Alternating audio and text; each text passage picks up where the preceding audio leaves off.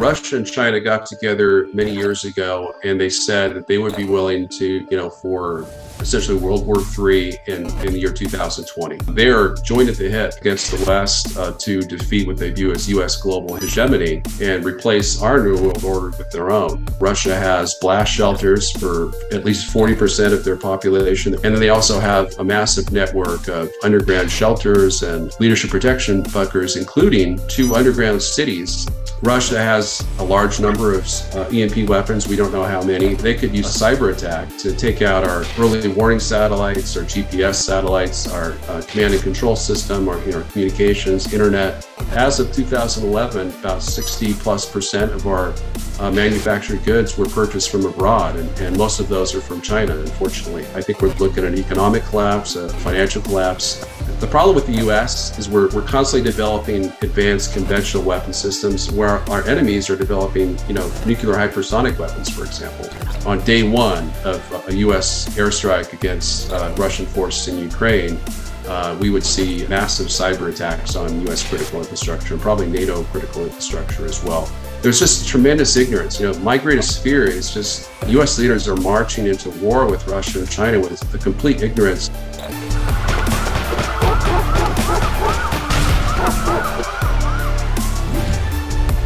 China has pursued much the same measures with their underground Great Wall, consisting of 3,000 miles of underground tunnels, which include not only nuclear command centers and leadership protection centers, but also, we believe, are hiding hundreds of road mobile ICBMs. It appears as though if this situation were to escalate right now, the last man standing would be China or Russia. And if people want to know more about this, I would encourage them to go and watch the first couple interviews we did with Dr. Peter Vincent Pry, where he does kind of go into greater depth about the capabilities of all these parties, not so much China. And that's the one that kind of everybody sleeps on, right? Like you're saying right now, there is no strategic arms control agreement, so we don't really know how many. And I've been looking at this number 300 for years, and it doesn't seem to be moving. Yet we know China has this mass industrialized base that they can mobilize in a heartbeat to probably start churning these things off the press at dozens a week. That's exactly what they're doing right now. I mean, they're building, they're engaged in a breathtaking nuclear buildup of about 3,600 nuclear warheads deployed on new DF-41 ICBMs, and mostly in Western China and Central China. So is there anybody who's on the Joint Chiefs of Staff or in the upper echelons who is saying this to the leadership, like, you realize that if it happened today, we would lose? Or do they actually believe that the Minuteman missiles are enough? And what is the conversation that's happening? I'm not sure if you know, but I do. Yeah, Admiral Charles Richard is the commander of U.S. Strategic Command, and he testified to Congress last year, and I believe this year as well, that he doesn't even know if the Minuteman would work. I mean, it's essentially just on the border of complete obsolescence, where we're not certain that it would actually function. We believe that most of them would launch, but we don't really know, and there's just all kinds of obsolescence issues. But he's been ringing the fire alarm bell, that we need to, he said that we don't even have a nuclear deterrence theory that would cover, fighting a war with 2 allied nuclear superpowers at the same time. As I've said many times over the past year, any full-scale war the U.S. has with Russia, or any full-scale the U.S. has with China, will inevitably involve the other nuclear superpower, because they're military allies. And that would go into effect. Like if Biden were to execute direct airstrikes against the Russian army, China would then accelerate. They would act immediately to impose a blockade on Taiwan and begin bombing strikes, particularly possibly including nuclear strikes and EMP strikes against U.S. military bases in South Korea, Japan, Northern Marianas, and Guam, where we have a nuclear bomber base. And so moving the conversation to Taiwan then, this blockade, there's some speculation that next year could be when it starts. What is the evidence to support that, and how will it start? So it depends. If again, if the U.S. were to strike Russia first, then it likely would start with U.S. Or Chinese, strikes to destroy all U.S. military bases and assets in the Western Pacific and the Far East. If it absent that, it would, China's plan is to start with what they call a joint blockade, and that would be an air and naval blockade of Taiwan, such as they actually practiced for 7 days in early August. Ever since Pelosi's visit to Taiwan, these types of really aggressive, Chinese exercises that actually surround Taiwan, which is, a small island, we're going to see a lot more of those. And I think it's desensitizing people to think that, oh, this is just another exercise. But they, if they were to do another blockade exercise, they could convert that very swiftly into a full blockade that isn't temporary. It isn't an exercise. It's actually a full blockade that will last until Taiwan surrenders. So yeah, I think the risks of war are a lot higher than they've ever been. In terms of evidence, I don't have access to the U.S. intelligence that the Biden administration has reported that shows that President Xi has ordered his military to forcibly retake Taiwan by the end of 2023. But I've seen it in reported in multiple articles. That's what they're assuming. That's what they're planning for. And the problem is, the Democrats ought to have some kind of diplomatic fallback. There's no diplomacy. We forget that we're the strongest. We're not the strongest economic power, but certainly in the West, we're the strongest economic and manufacturing power. And U.S. is really, if the U.S. wasn't providing all its military aid and intelligence to Ukraine, they would have lost the war months ago. That alone has been the factor that's enabled them to fight the war to a stalemate in the last few weeks. So we have a tremendous ability to, if we were to throw our weight on the table and say, demand that Ukraine negotiate a peace agreement, that we would help them to get the best possible terms to accomplish, we could end the war very quickly. We could do the same with Taiwan. We could, pressure them to accept a reunification agreement in which, Taiwan had some assurance of autonomy, including that it would be led not by communist officials, but by leaders of the KMT, which is, the Chinese Nationalist Party that, was, lost the Chinese Civil War against communist China back in 1949. So why the urgency to take Taiwan? Is it something to do with the amount of weapons that are being sent there or to be sent there by the U.S. that the Chinese want to do this before they get too dug in? So a couple reasons. Russia and China got together many years ago, and they said that they would be willing to, for essentially World War III in the year 2020. So they've really, largely completed their military buildups and nuclear buildups by 2020. And they've just been mainly, not really Russia, because I don't think Russia was really all that interested in an offensive war. But China, which supposedly is a status quo power, they have been chomping at the bit, waiting patiently for over 7 decades to reunify China in terms of bringing Taiwan back to being part of the People's Republic of China, which in fact it never has been. And actually, Taiwan was controlled by the Japanese for over half a century. But in terms of their vision, it's not really a matter. It's not really that Taiwan is a strategic interest for them. It's really a matter of settling the Chinese Civil War, which in a sense never really ended.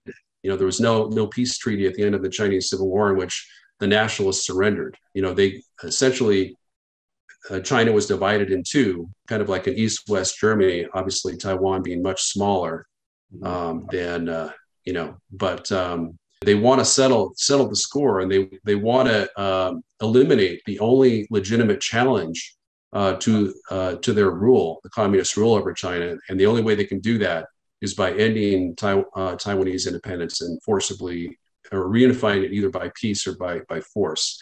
And then on the other hand, we'd also heard previously that President Xi, who's obviously not a young man, I believe he's 69, I think he's turning 70 shortly, that he wants to have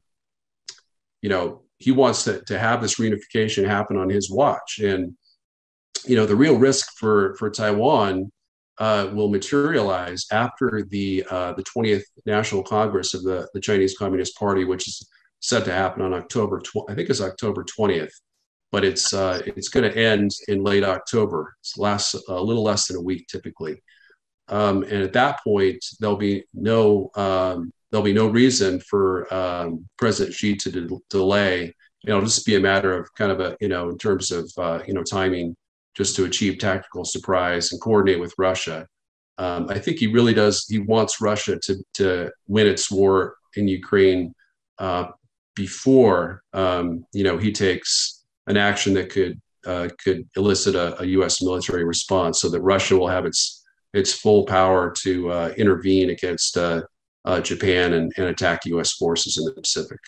But wouldn't the U.S. being tied up in Ukraine be of benefit to them tactically if the U.S. is continually occupied on that front and the U.S. is fighting a war on two fronts? Isn't there some advantage to be gained there by the Russians continuing this fight on that end? And we know that the Russians and the Chinese are, sure, they're friends right now, but there's speculation that there's potentially tension down the road there too. So they're not like conjoined twins or anything, right?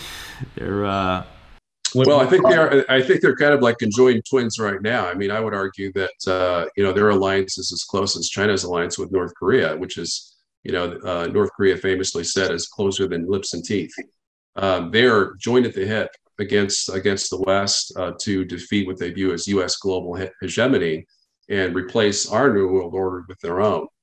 But you raise a good point. Yeah, I mean, I've been saying for a long time that the most likely scenario we would see would be a simultaneous war, where Russia was invading Eastern Europe, China was invading Taiwan, North Korea was invading South Korea, all at the same time. But the answer to your question, I think, is that the U.S. is going to. Just imagine it, if Russia were to succeed in conquering and occupying all of Ukraine. The U.S. is going to send a lot more troops. We think there's a lot of troops in U.S. troops in Eastern Europe right now. They would probably double or triple the number of troops there, because they would have the entire Russian, Western, and Belarusian border would be the front line. And so with Russian troops along in Ukraine along the border of Poland and Romania. That would, I think, force or pressure the Biden administration to, send a much more substantial, army commitment of troops than he has thus far. So I think it would continue to tie down a large U.S. military contingent, I think the timing might be, pretty shortly thereafter. So. It might, China might decide to start its blockade while Russia's essentially completing its, the war hasn't ended yet. They're still completing their winter counteroffensive they have planned to overrun all of Ukraine. So it's very possible that could occur. But I think the main thing is that President Xi wants to see a massive victory or a major victory over Ukraine, which is assured to end the war, so that Putin would feel free to send a few 100,000 troops to the Russian Far East, and mainly that war, of course, would be fought by Russian Marines and air and naval forces. So why do you think that the Chinese haven't committed more than to assisting the Russians? Obviously, they're buying more oil. They're helping economically and perhaps industrially by maybe helping the Russians manufacture equipment on the back end of things. We don't really know, but don't you think that if their bond was that tight that they would be committing troops to the actual fight on the front lines in Ukraine? No, because so their military alliance agreement is, in theory, it's a defensive agreement. So it only kicks in if the U.S. were to directly attack either one. So if the U.S. were to essentially declare war on China by trying to break a blockade of Taiwan and sending its ships and planes to plow through, attack, or overtake Chinese naval forces, that would trigger the alliance agreement, where both sides have to wage war against the U.S. at the same time. And likewise, if there was a NATO airstrike against Russia, then China, of course, would essentially declare war against the U.S. and NATO as well. But in terms of a purely Russia on Ukraine fight, we have to remember Ukraine doesn't have a single country that has offered to send troops to help to fight with it in Ukraine. There's not a single country that's been willing to do that because because of the massive risk of Russian nuclear escalation. So there's never been any, contrary to what we've heard from the retired 3 and 4 star generals on Fox News, there's never been a chance since the war began for Ukraine to defeat the Russians. Certainly, they could have tactical victories, but really the greatest victory that we'll ever see is what they just had in Kherson, where they succeeded in liberating 1% of their territory. After that, it's only going to get a lot worse for them, I think, with the Russian military mobilization. Getting back to your question about how a war might escalate. If we were to have even limited airstrikes against Russian forces in Russian annexed territories of Ukraine, the Russians likely wouldn't use nukes right away. I don't think that would elicit a nuclear response. I think they could perhaps launch, massive airstrikes against NATO bases. Likely would use cyber. Certainly would immediately use cyber against all NATO bases, and perhaps even a massive cyber attack against the U.S. homeland, against NATO countries as well, and then could escalate to the EMP level also. But and then it would just be a tit for tat, essentially. If the U.S. would retaliate with our own cyber strikes, our cyber offensive capabilities are not as great as Russia. Russia is widely believed to have the best cyber offensive capabilities in the world, but their cyber defense capabilities are much stronger than our cyber defense capabilities. We really don't have much cyber defense capability to speak of. So if they could use a cyber attack to take out our early warning satellites, our GPS satellites, our command and control system, our communications, internet, and also of course our electrical power grid. That was really kind of the task force on national security. That's really our bread and butter, is to try to get the U.S. Government to fund the hardening of our electrical power grid against the existential threats of EMP and cyber attack. And unfortunately, we haven't been able to accomplish that thus far during our, the past decade or so that we've been fighting to achieve it. But there's just a tremendous ignorance. My greatest fear is just U.S. leaders are marching into war with Russia and China with a complete ignorance of how they'll react. What the existential threats we face. It's not just nuclear. Even if you take nuclear out of the equation, so many U.S. military analysts and members of Congress, especially on the neoconservative Republican side, they talk about waging war. Like we would respond to a Russian nuclear strike in Ukraine by declaring war on Russia and then fighting a conventional only war against Russia. And they think it would stay conventional as long as we didn't escalate. And then the same thing with China. They talk about bombing Chinese nuclear bomber, and nuclear submarine bases with conventional military strikes, thinking that China won't react by escalating to the nuclear level. So they have a very very limited understanding of the threats that face the U.S. and NATO right now, and our Pacific allies also. And I just compare it to just willful ignorance, naivete, sticking their collective heads in the sand, that they're unwilling to see these threats. And obviously, U.S. intelligence is much to blame because they haven't really focused on the massive extent of these existential threats that we face. Yeah, I mean, they must know that it's a threat because Jake Sullivan, in a press conference, I believe it was yesterday, he said that we will not be deterred by Russia's nuclear threats. But yeah, they, of course, are deterred by Russia's nuclear threats, which is the reason why they're not fighting in the war in the first place. Exactly. Now, is it possible, because these guys can't be that stupid, is it possible that they know something we don't? Now, there was this, is there some technology? And I know what I talked with Peter Pry about this, and we said that the whole point of nuclear weapons, strategic ones, is that the enemy knows you have them so you don't try anything. So the idea that we have something on the black budget, some secret, Roswellian technology would be unlikely. But is there a possibility of some space-based stuff that we don't know about? Like we got this Boeing X-37. Do you know what the purpose of that is? Or do you think that there's something the Pentagon knows that we don't know? Yeah, so it does appear the U.S. does have a classified top secret space-based weapon system. It's a conventional system. We don't really know exactly what its capabilities are, but in discussing this with Dr.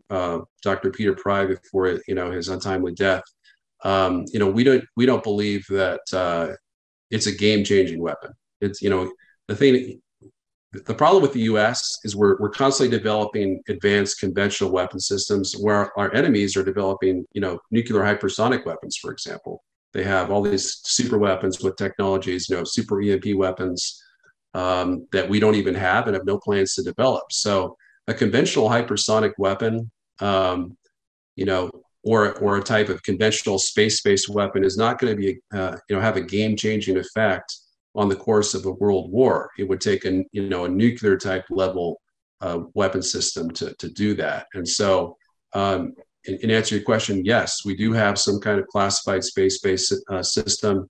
I don't believe its capabilities would be such that would affect the outcome of a third world war with Russia and China. Okay. Now, I guess we could talk a little bit about Iran. We got a little bit of time left. But I was interested in your thoughts because things are happening at such a fast pace. Every day there's a new escalation occurring. What are your thoughts on this Nord Stream pipeline leak? Do you think that was just an accident? And, obviously we're speculating here 100%. But do you think that this could potentially be a cyber issue? Because we would start to see these types of cyber attacks metastasize beyond the borders of Ukraine. I think that might be how the war spreads beyond the borders, is with cyber. And that there's been some very suspicious events that have happened this year with respect to natural gas facilities, explosions, things of that nature. What is your take on that incident? And I don't know if you're aware that it's happened yet because it's so fresh. But yeah, I read the accounts this morning. I immediately thought of who the most likely parties responsible for it. Obviously, it's not the Russians. The Russians wouldn't sabotage their own pipeline. They have a vested interest in continuing or rather restoring natural gas pipelines. I'm a little unsure whether was it Nord Stream 2 that was affected. It was both. Yeah, it was actually Nord Stream 1 and 2. 2 explosions on Nord Stream 1 and 1 on Nord Stream 2. Yeah, my immediate thought would be Ukrainian cyber attacks. Ukraine has been conducting cyber attacks in conjunction with the United States. The Commanding General of U.S. cyber operations actually stated that the U.S. was engaging in all types of cyber operations with Ukraine, including cyber offensive attacks against the Russian Federation. We don't know the extent of the U.S. involvement in those attacks, but I do certainly all of these, explosions and fires along food and energy production facilities, both in the U.S. and Russia, to me, would suggest some kind of cyber tit for tat that we don't really are fully aware of. When the war started, my immediate worry was cyber. I thought that Russia would not just escalate its attacks by 8 times, which they did essentially on the first day of the war. They increased the number of their cyber attacks on the U.S. by 8 times to about 1 million a day, along with China. But that they would engage in major cyber attacks against our critical infrastructure. And thankfully, we haven't seen that yet. But that would, you're absolutely right. On day one of a U.S. airstrike against Russian forces in Ukraine, we would see, I think, massive cyber attacks on U.S. critical infrastructure and probably NATO critical infrastructure as well, including power, internet, and communications, and food distribution, of course, food and water distribution. Yeah, it's. I was very surprised also that more of these cyber-related events weren't occurring. Now, this may have, like, we're still speculating that this is cyber, but it seems that the media consensus right now is that these explosions were potentially caused by depth charges or submarines or something like that, but completely ignoring the possibility of it being a cyber attack. But just kind of an aside anyways, I think this is another level of escalation that I would expect to see. Do you expect, with the exception of a U.S. getting more actively involved, do you expect that other surrounding countries like Poland might play a more active role in the conflict? Do you think that there could be another party that enters the war in some capacity, or even perhaps enters as there's an opportunity, I suppose you could say, for Poland to play a diplomatic role in terms of the western part of Ukraine? What are your thoughts on that? So Poland and the Baltic states have been very belligerent towards Russia. I mean, there's been major national leaders in a number of those countries, especially Poland, that talk about, maybe now is the time to fight World War III against Russia. Like they're really not adverse to fighting Russia. I think Poland would like to get some of its land back that Stalin annexed way back in 1939. That they'll never get back short of war. That land would have to come from Belarusian expense. Belarus, of course, being Russia's main satellite state in Europe.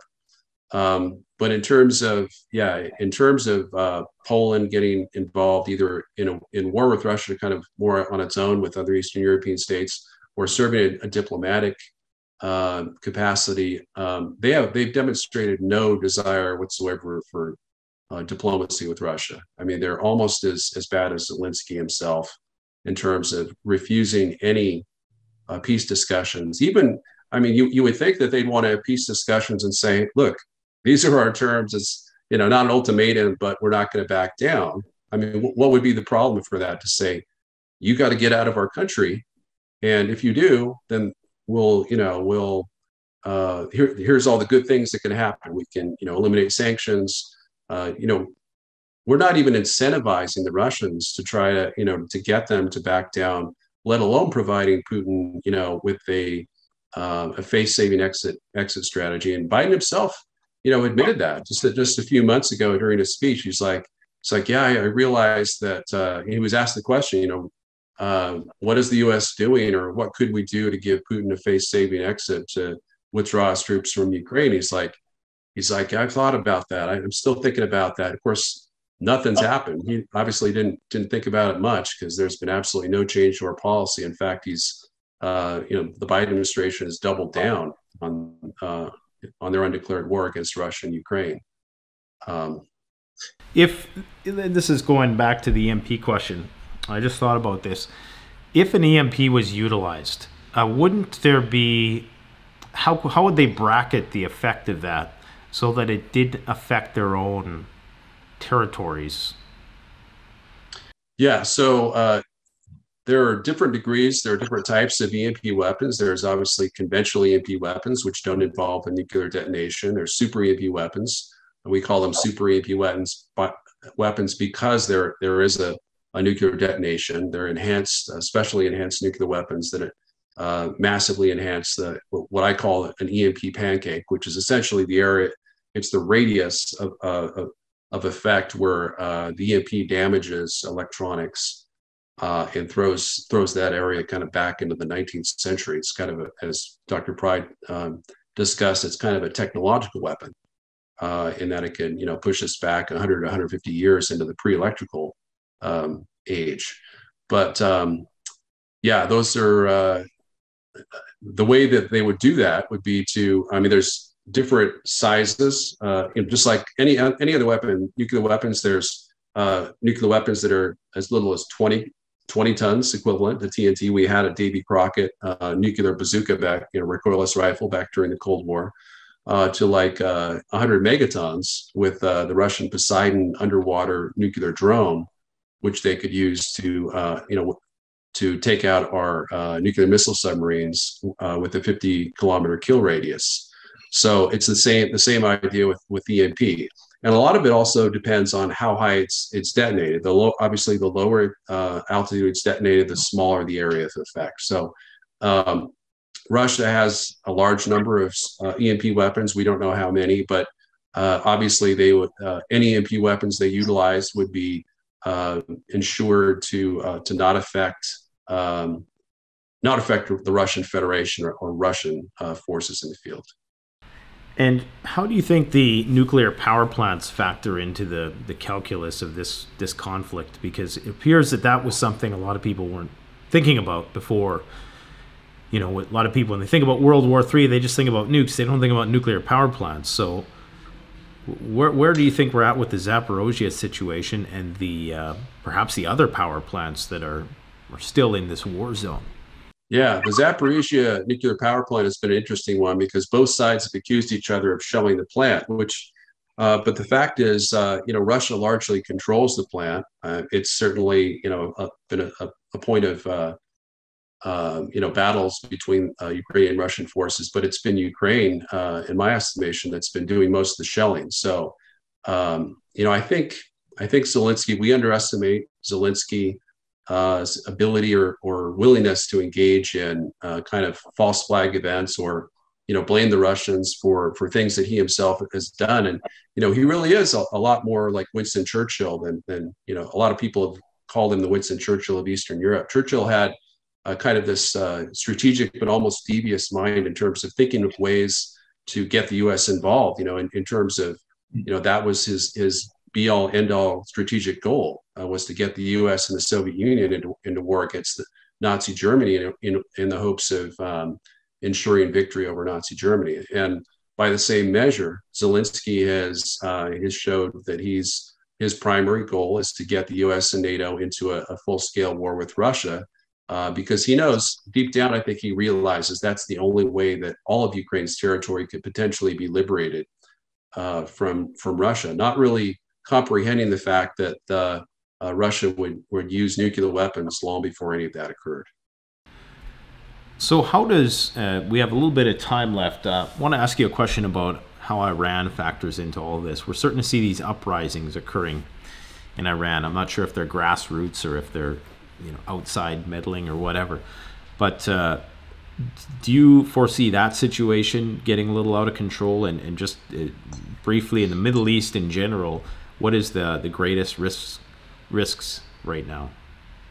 Well, we made a huge strategic mistake when the U.S. invaded Iraq in 2003. I would argue that our invasion of Iraq in 1991 was a major strategic error as well that triggered the war on terror, the bin Laden attacks on the U.S.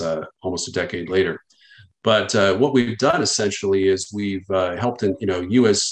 used the deaths of thousands of U.S. military troops to help Iran strengthen its hold on Iraq, with their Iranian proxy government in Iraq. So Iran really has, maybe they're not quite to the point of being a regional hegemon over the Gulf region. Obviously, Israel is a stronger power with up to 400 nuclear weapons. Iran, Dr. Pry and I have assessed that they likely have nuclear missiles, weaponized nuclear warheads, but certainly not as many as Israel. But Iran, a lot of people don't realize it, but Iran joined the Sino-Russian alliance formally on September 15th. the SCO meeting at Samarkand in Uzbekistan. So it would likely be a fourth-theater war. Whereas if we got into a war with Russia or China, then North Korea would inevitably join the war and invade South Korea and attack the U.S. as well. But Iran would also join the war. And it's unclear to me what military actions they would take. I think they'd probably occupy southern Iraq at minimum, which would bring them much closer to having a close proximity to Israel. They could also move Iranian Revolutionary Guard troops into Syria and Lebanon, right on the Israeli border. It's hard for me to imagine that they would risk an actual direct military attack on Israel just because of Israeli nuclear superiority over them.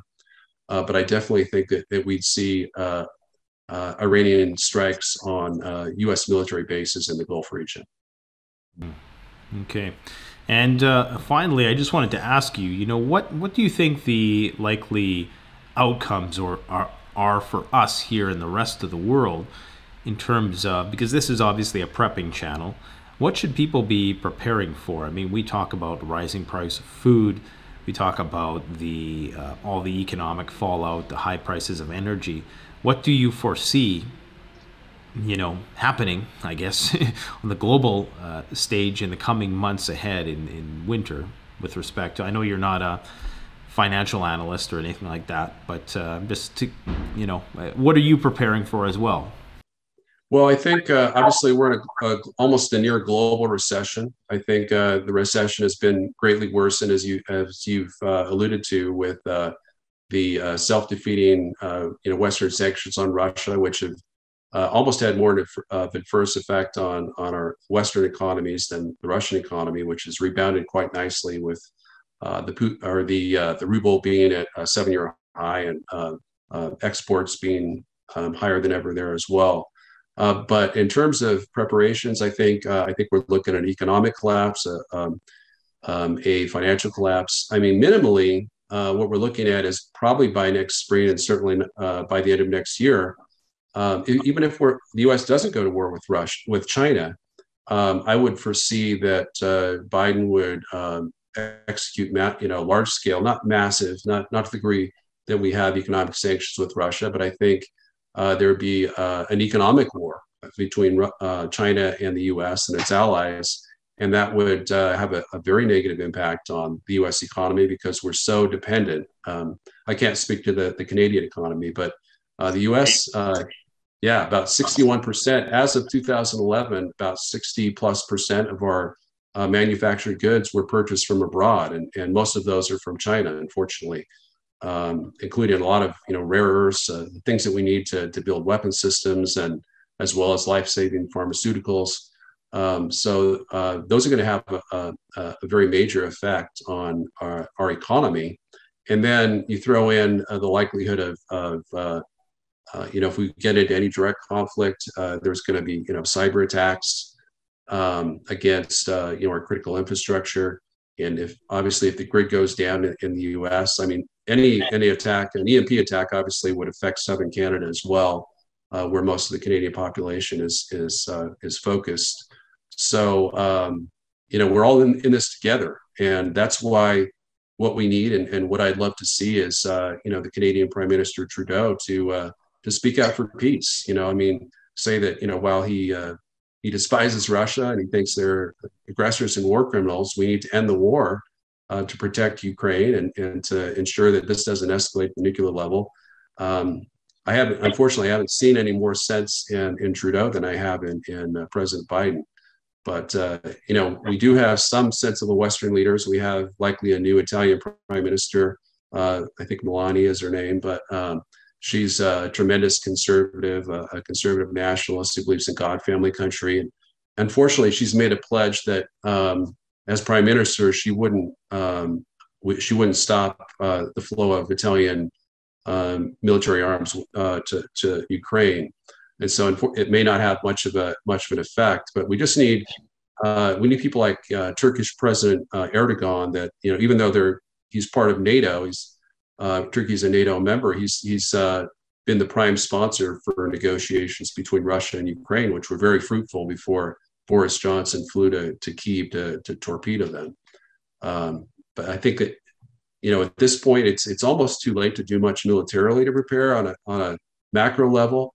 Diplomacy is the key, but in terms of individually, prepping is going to be key. We're going to need, everyone needs to get as much water storage as they can, food storage, guns and ammo, power, power generators. I just recently bought a pretty sizable electric power generator, solar, lots of solar panels. So those are some of my ideas for how we can prepare it.